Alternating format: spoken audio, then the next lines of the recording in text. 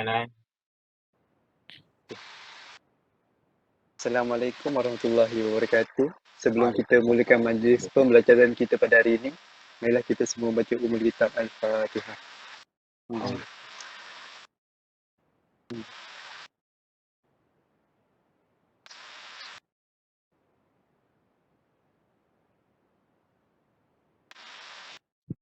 Amin amin ya rabbal alamin. Pada hari ini, kita akan belajar tentang bab 7 iaitu graf gerakan. Dalam graf gerakan ini, kita ada dua graf iaitu graf jarak masa dan yang kedua adalah graf jarak masa. Okey. Tapi hari ini kita akan fokus kepada graf jarak masa sahaja.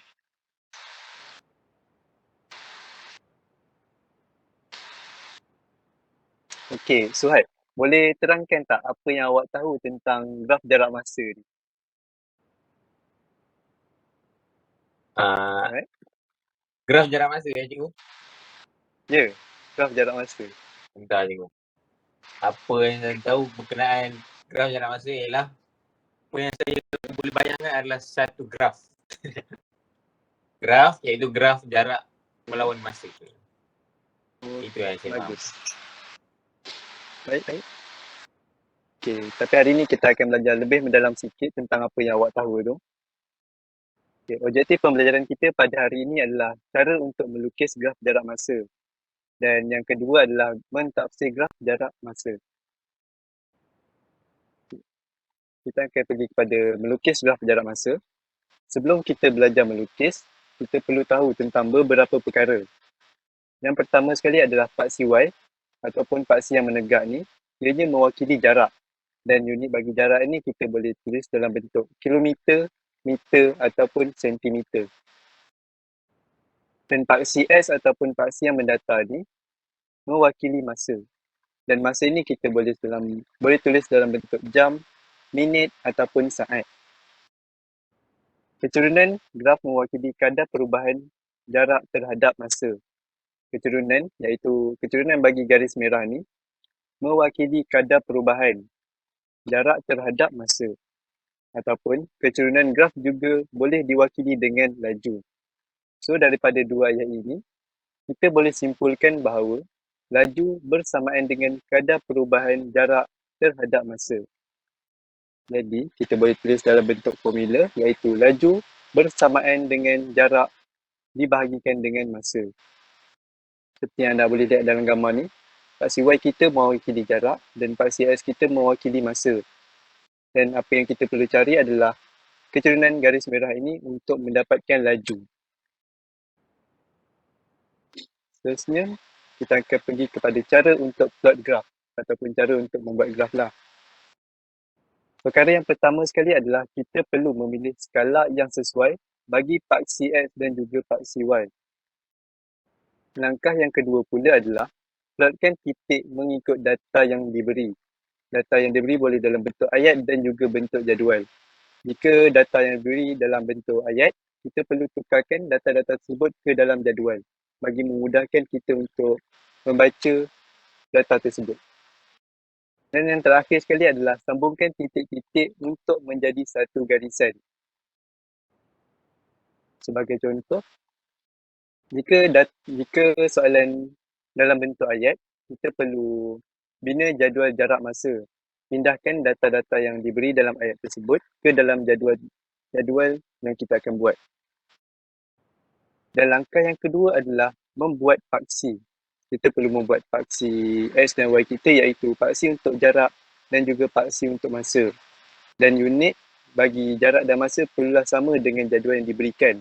Contoh unit masa dalam jadual ini adalah jam. So kita perlu tulis masa dan unit dia adalah jam.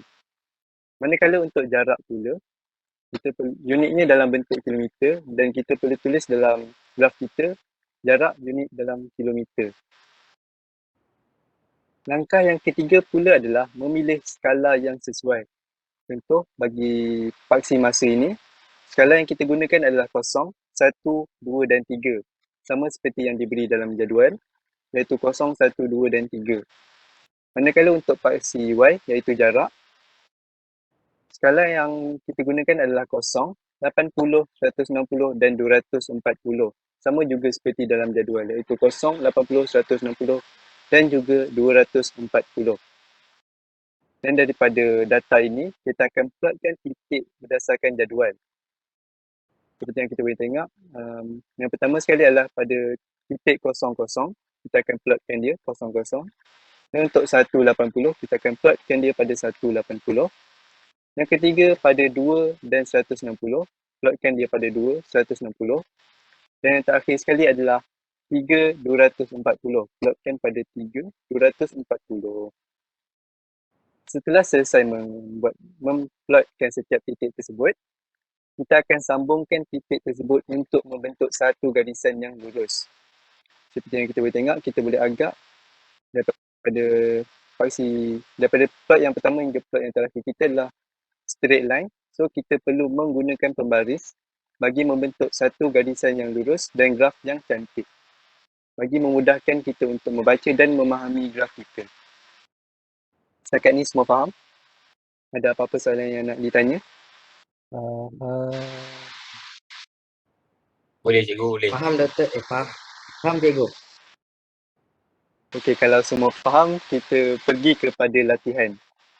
Latihan ni saya nak awak semua hantar ke dalam link Padlet yang saya akan beri, dan saya akan pilih salah seorang daripada kamu semua untuk membentangkan hasil latihan kamu. Boleh tak boleh? Pastilah boleh kan? Okey. Boleh. Okey, latihannya. Soalan dia adalah lukis graf jarak masa berdasarkan jadual di atas. Saya bagi awak semua masa dalam 5 minit untuk membuat latihan ni. Link Padlet saya akan beri sebentar nanti. Kita akan tamat jawab pada pukul 2.26.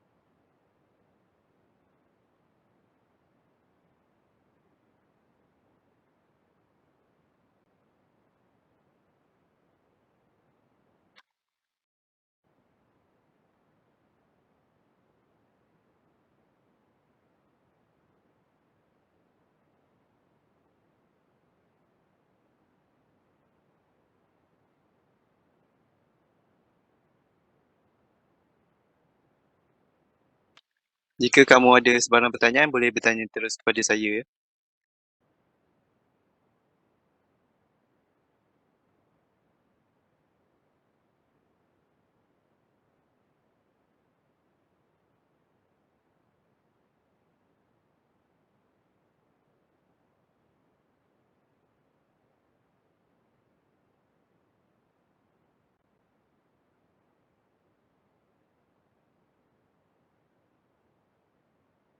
Kalau kamu dah siap, boleh hantar ke dalam Padlet yang saya telah beri di chat box.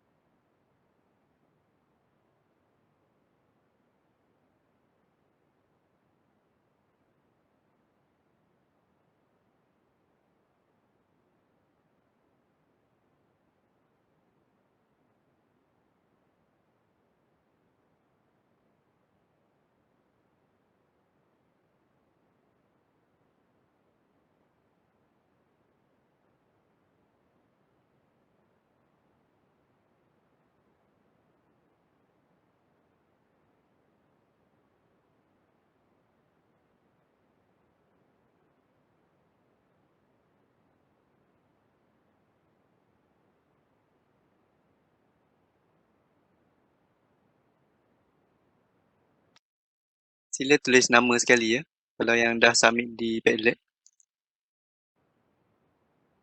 Maaf.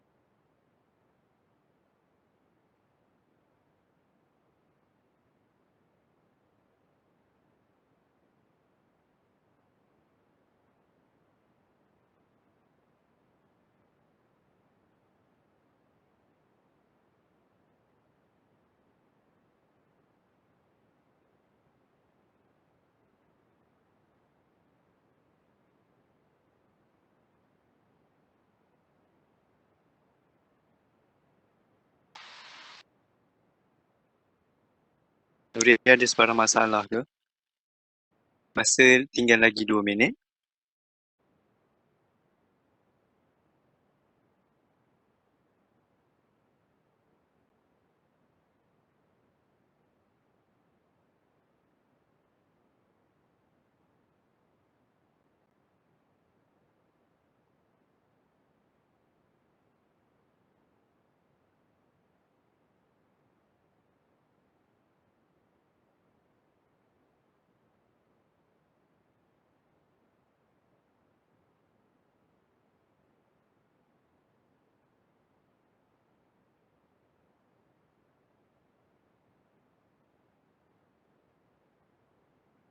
Maaf cikgu, sedang upload data lambat.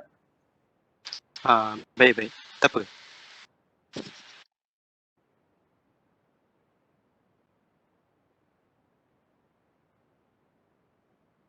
Sudah cikgu. Okey.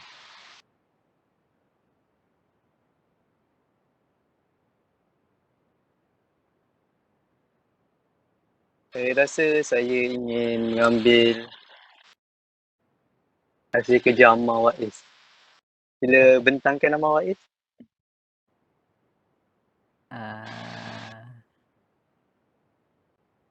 So daripada soalan yang cikgu bagi, kita mula dengan titik kosong dan graf masa pun, jarak masa pun kosong.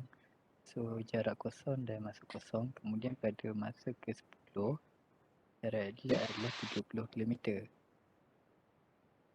Kemudian pada masa yang ke-20 jarak dia dah jadi 60. Masa dia dah 30, jarak dia dah 90. Dan kemudian bila masa dia dah 40, jarak dia dah 120. Jadi dia dah diplotkan, dapatlah graf macam ni. Kemudian saya gariskan. Ammar Waiz, awak tak rasa awak punya graf ni macam terbalik ke? Balik ya? Ya, terbalik. Kalau ikut soalan, graf untuk paksi X kita merupakan masa iaitu 0, 10, 20, 30 dan 40. Betul lah saya punya paksi X tu. Oh, maafkan saya silap tengok bahagian ni.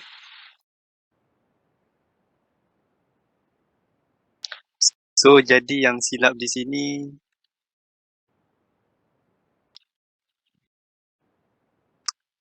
Nuri Nazmi dan juga Suhail. Betul? Ya. Awak berdua silap paksi iaitu untuk paksi masa dan juga Suhail betul? Maafkan saya. Nuri Nazmi, awak punya paksi X dan Y terbalik. Bukan terbalik cikgu, tapi gambar saya yang terbalik. Oh. Okey. Nampaknya semua berjaya buat dengan betul.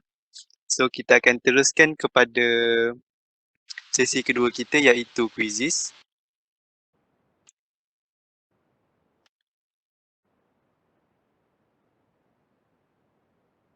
Sebentar ya.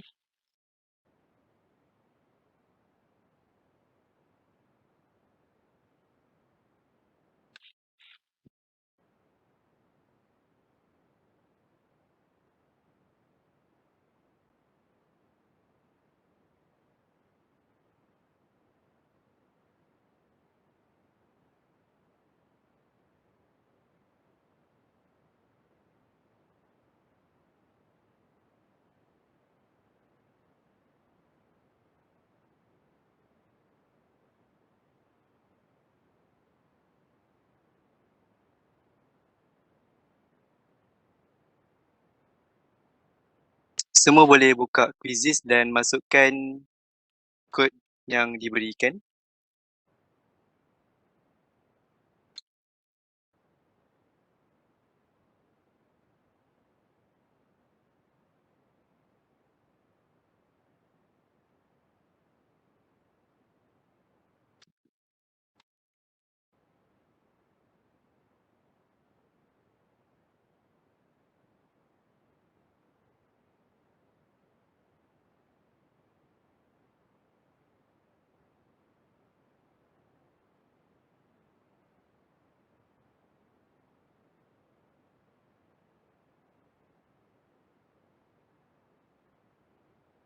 Semua dah berjaya masuk ke? Cikgu. Dah. Okey. Kita akan mulakan sekarang.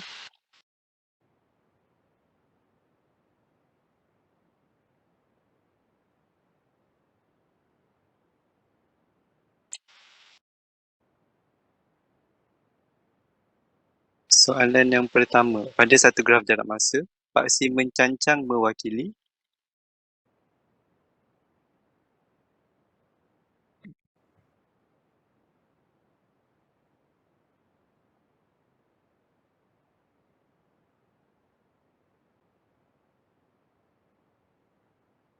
nampaknya semua berjaya menjawab dengan betul.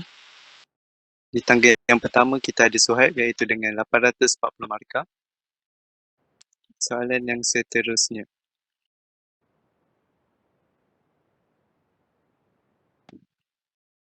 Pada satu graf jarak masa, paksi mengufuk mewakili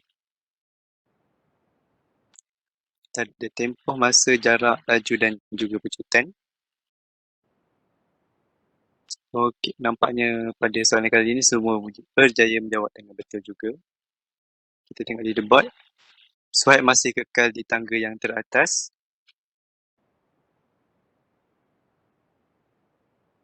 Soalan yang ketiga. Berikut ialah langkah bagi melukis graf jarak masa. Antara berikut yang manakah yang tidak perlu?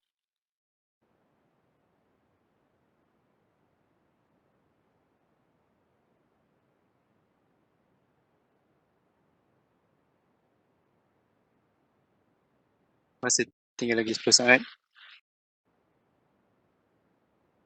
5 saat. Seorang lagi, siapa yang tak dapat jawab tu? Habis masa. Nampaknya seorang tak berjaya menjawab soalan yang ketiga ini. Suhaib. Suhaib ada sebarang masalah ke? Saya keliru dan tertipu. Keliru di bahagian mana tu Suhaib? Nanti saya PM tepi dulu. Okey, baik. Soalan yang keempat.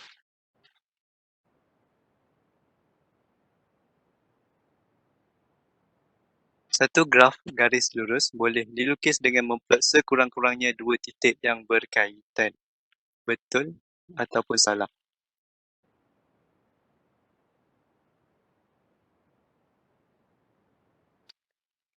Saya masih tertipu dan keliru. Bukan setakat keliru dah. Saya stuck terus. Tekan je mana-mana. Nampaknya seorang lagi tidak berjaya menjawab. Ada. Okay, nampaknya tangga teratas kali ni ialah Nuri Nazmi. Soalan yang seterusnya.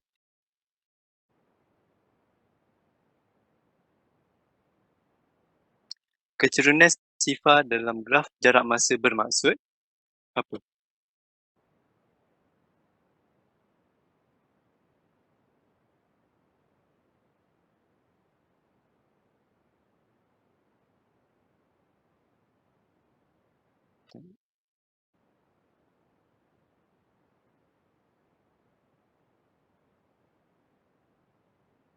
Nuri, ada apa-apa yang awak ingin bertanya ataupun keliru?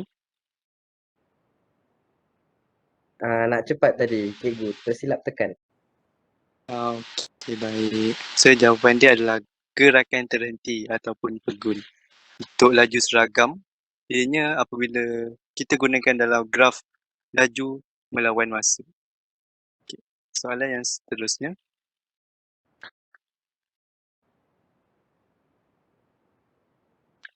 Kecerunan positif dan kecerunan negatif pada graf jarak masa menunjukkan arah gerakan. Benar ataupun palsu?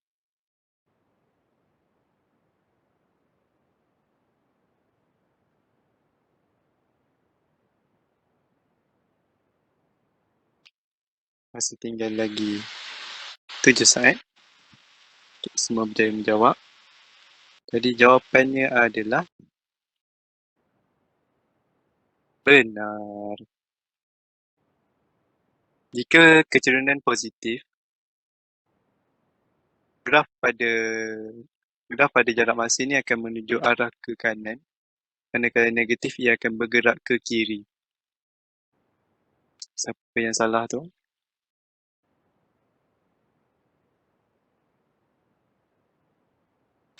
Apakah laju purata? Kita tidak belajar tadi, tapi saya ingin mencuba pemikiran anda semua.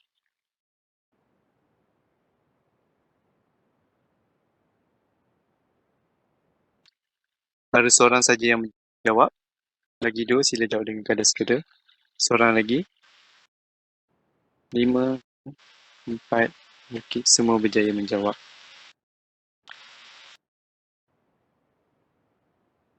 Siapa yang salah pada soalan ini? Nuri Nazmi. Dan tangga yang teratas sekarang berada pada Amar Wais. Laju purata bermaksud jumlah jarak yang dilalui dibahagikan dengan jumlah masa. Jika jumlah masa diambil dibahagikan dengan jumlah jarak, ianya merupakan masa purata masa. Soalan yang seterusnya dan soalan yang terakhir. Antara berikut yang manakah menunjukkan pengiraan yang tepat bagi jarak?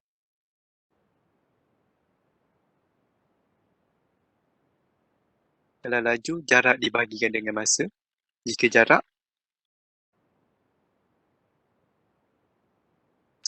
semua boleh menjawab. Dan jawapannya adalah laju didarabkan dengan masa. Sekian itu saja soalan saya.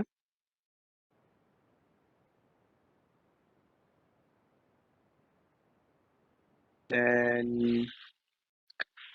tempat pertama jatuh kepada Amar Wais, tempat kedua jatuh kepada Nuri Nazwi dan tempat ketiga jatuh kepada Suhaib.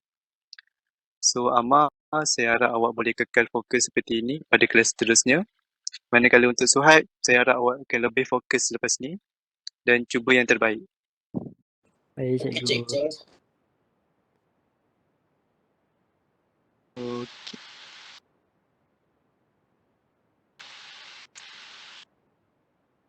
Sekian, itu saja pembelajaran kita pada hari ini. Saya nak masuk untuk mentafsir tapi kita tidak mencukupi masa. Saya harap awak semua boleh buat latihan apabila balik di rumah nanti dan membuat ulang kaji tentang apa yang kita belajar pada hari ini dan apa yang akan kita belajar pada minggu hadapan. So untuk mentafsir, saya akan masuk pada kelas minggu hadapan dan ajarkan tentang cara untuk mentafsir dan juga melukis graf laju masa. Terima kasih atas kerjasama yang anda semua berikan. Assalamualaikum. Terima kasih. Waalaikumsalam cikgu. Terima kasih cikgu.